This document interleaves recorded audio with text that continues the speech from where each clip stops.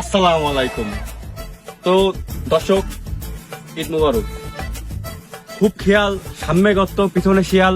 আজকে যে গোশ করতে যাচ্ছে তার নাম ট্যাটোরিয়াল। তো চলুন আজকে ট্যাটোরিয়ালটা কিটা দেখে আসি ভিডিওর মাধ্যমে।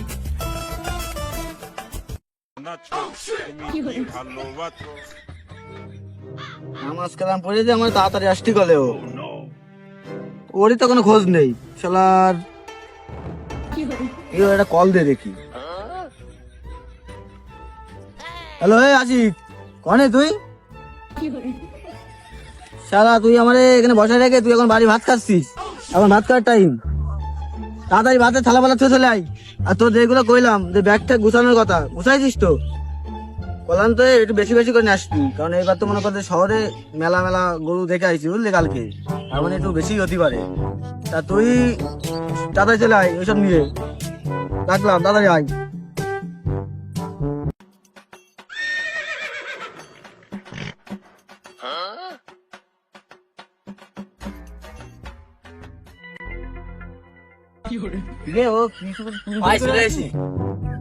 কিরে এরকম হবাদের মতো দৌড়ছিস কেন? কিছু চুরি করলি নাকি? ভাই তুমি যা কইলে বাড়িতে এসে ভাতের থালমাল ফেলাইতে মনে করে নিয়ে চলে আইছি। আর তুমি আমার চোর কাছটাও কেন? আমার কি দেখে তোমার চোর মনে আমি বলে বাড়ি চলে যাবা না বলো? এই তো চোর করলাম কখন আমি? তোদের করলাম যে চোরের মতো দৌড়ছিস কেন? আর তোদের এগুলো নাস্তি করছিস, নাইছিস? বাড়ি তোমার যাওয়া মানে তাতে যাই গাড়ি তোর। ঠিক আছে তাহলে উঠলাম।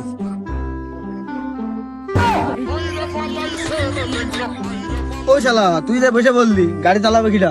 তুমি কি আমার বলিসাও তুমি কোন দিকে গাড়ি যাবা? ঘোরানো লাগবে না? আমি বাড়ি চলে যাবো বলো। শালা আজকে একটা লোক নেই বলে ওর মতো লোকের কথা শোনা লাগবে আমার। না রে, তোর কিছু করতে পারি আমি? তুই আমার ভাই না? তা চল, ওই দেরি হয়ে আসছে, তাহলে চল।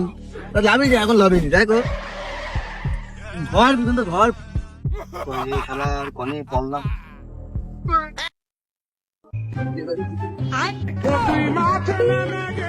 এবার আমি সত্যি সত্যি বাড়ি চলে যাচ্ছি। সারা বছর লোকের কাজ করে একটা জুতো একটা প্যান্ট কিনেছি, তাও তোমার জন্য ভিজে গেল। আমি চলে যাচ্ছি সত্যি সত্যি।